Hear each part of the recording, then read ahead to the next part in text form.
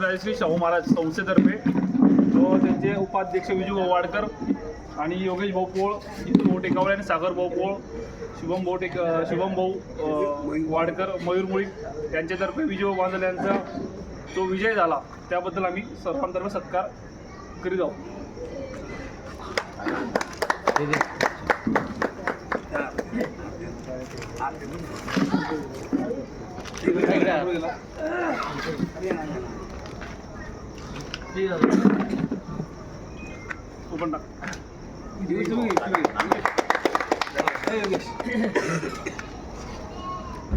भारतीय जनता पार्टीचा यस